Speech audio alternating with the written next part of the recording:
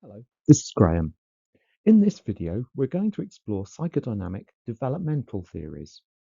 These theories attempt to explain the path of human growth and transformation in the field of psychodynamic counselling.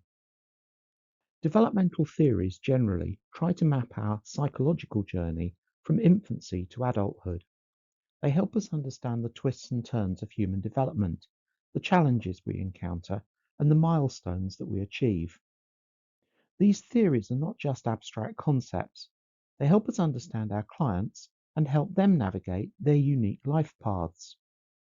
We're going to look at three different but related such theories: Freud's psychosexual stages, Erikson's psychosocial stages, and the insights from attachment theory. Most people are vaguely aware of Freud's theory of psychosexual stages, though they probably don't even understand the basics.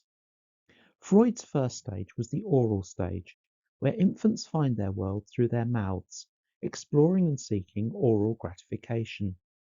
It's a time of dependency, where breastfeeding and nurturing form the foundation of a child's emotional world. If conflicts remain unresolved at this stage, they can manifest in adulthood as a tendency towards dependency or issues with trust. As we progress to the anal stage, children are tasked with mastering control and independence, particularly during toilet training. This stage is a critical milestone in developing self-discipline and orderliness. If conflicts persist into adulthood, then people may exhibit traits like stubbornness or excessive orderliness. The phallic stage is a time of exploration of sexuality and the emergence of the Oedipus and Electra complexes. Children develop strong attachments to the opposite sex parent and feelings of competition with the same sex parent. If these conflicts remain unresolved, according to Freudian theory, they can lead to sexual identity and relationship issues in adulthood. In the latency stage, sexual impulses are suppressed, and the focus shifts to cognitive and social development. Unresolved issues at this stage can hinder emotional growth and the ability to form healthy relationships in adulthood. Finally, we reach the genital stage, where mature sexuality and the ability to form healthy relationships are the primary focus. Ideally, conflicts have been resolved and individuals can engage in fulfilling adult relationships. To illustrate the impact of unresolved conflicts at each stage on adult personality, let's consider an example. An individual fixated at the anal stage, possibly due to overly strict toilet training, may develop tendencies towards stubbornness and excessive orderliness. This fixation on control and cleanliness can affect their relationships. It can lead to rigidity and difficulty in adapting to changing circumstances. Freud's psychosexual stages of development provide us with a lens through which we can examine the interplay between early experiences and adult personality. By understanding the impact of unresolved conflicts at each stage, we gain insight into the complexities of human development and the ways in which it shapes our emotional landscape. A second developmental model is Erik Erikson's psychosocial stages of development. Unlike Freud's psychosexual stages, Erikson's theory centers on the social and emotional aspects of human growth. It helps us understand how individuals navigate critical conflicts and challenges across their lifespan. Erikson's journey begins with infancy, where the central conflict is one of trust versus mistrust. During this stage, the infant learns to rely on caregivers, developing a sense of trust and security. Successful resolution establishes a foundation of trust that underpins healthy relationships throughout life. As we progress to early childhood, the conflict shifts to autonomy versus shame and doubt. Here, children are focused on establishing independence. Successful resolution allows them to embrace their growing autonomy and sense of self, which fosters self-confidence. The preschool years bring us to the initiative versus guilt stage, where children begin taking on responsibilities and setting goals. Successful resolution enables them to feel capable of pursuing their desires and learning from their actions, thereby avoiding excessive guilt. In the school-age years, children grapple with the conflict of industry versus inferiority. This stage is marked by a quest for competence and mastery of skills. Successfully resolving this stage fosters a sense of industry and accomplishment. Our journey culminates in adolescence, where the central conflict revolves around identity versus confusion of roles. Adolescents are tasked with forming a stable identity. Those who successfully navigate this stage tend to have a clearer sense of self and purpose as they transition into early adulthood. To illustrate the impact of successful resolution of these stages on healthy adult development, let's think of an example. A teenager who successfully navigates the identity versus role confusion stage may enter early adulthood with a clearer sense of self and purpose. This individual is more likely to make informed life choices, pursue meaningful goals, and build stable, fulfilling relationships. Erickson's psychosocial stages of development shine a light on the social and emotional complexities of human growth. These stages help us understand the pivotal conflicts and challenges that we all experience throughout our lives. Successful resolution paves the way for healthy adult development, shaping the individuals that we become and the lives that we lead.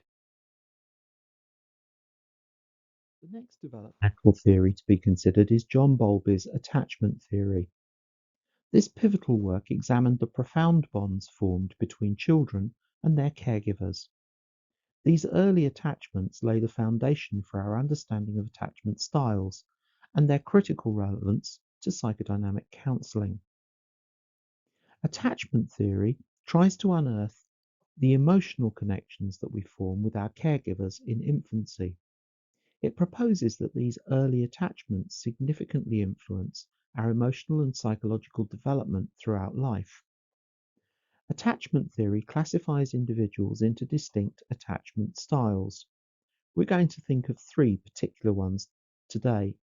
They are primarily secure, anxious and ambivalent, and avoidant.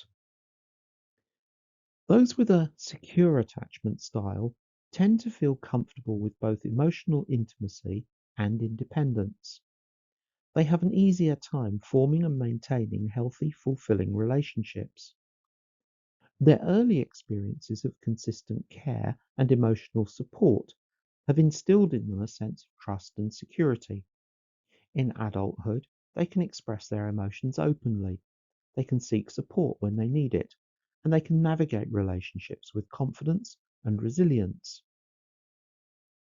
Individuals with anxious ambivalent attachment, on the other hand, often seek intense emotional closeness, but may harbor fears of abandonment.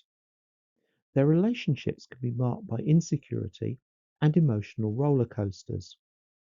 Childhood experiences of inconsistency in caregiving lead to persistent fears of rejection and abandonment, which manifest themselves in adult relationships as clinginess, anxiety, and a fear of emotional distance. Those with an avoidant attachment style tend to prioritize independence and self-sufficiency. They may find it challenging to open up emotionally in relationships, and they struggle with intimacy. Bowlby's attachment theory offers a lens through which we can understand the enduring influence of early attachments on adult relationships and psychological well-being.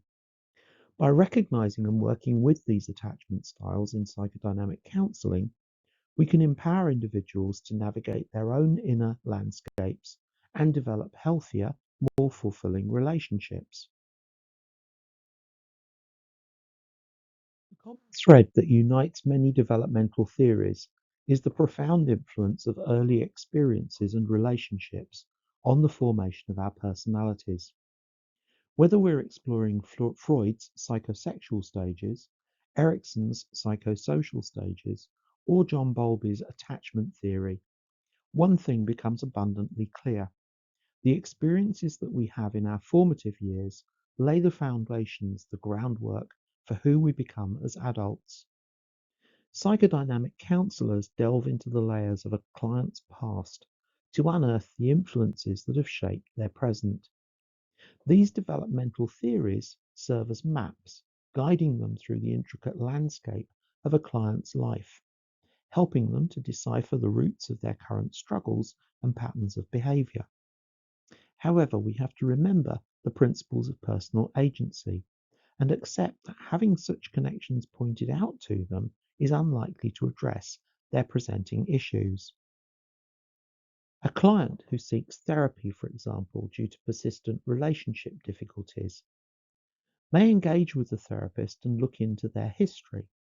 They may uncover a pattern of inconsistent caregiving and emotional neglect during the client's early years. This discovery aligns with attachment theory, which suggests that these early attachment experiences can leave a lasting imprint. Armed with this knowledge, the therapist can work with the client to explore how these early experiences may be influencing their current relationships. They may help the client recognize their fears of abandonment and rejection and support them in developing more secure and fulfilling relationships. In this way, the therapist uses developmental theories to inform the therapeutic process and facilitate the client's growth and healing.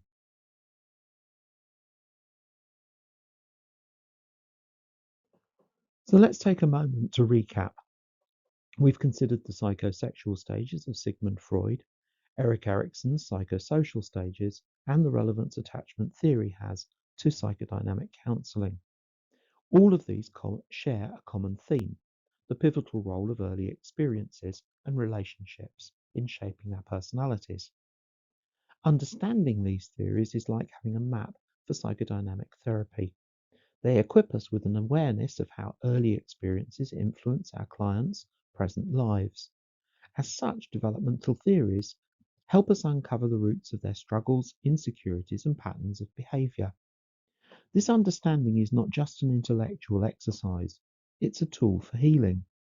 Armed with this knowledge, we can help our clients unearth the unresolved conflicts of their past, discover their emotional foundations, and pave the way for personal growth and transformation. Thank you for watching. Your feedback is always welcome, as are ideas for future courses, classes, or videos.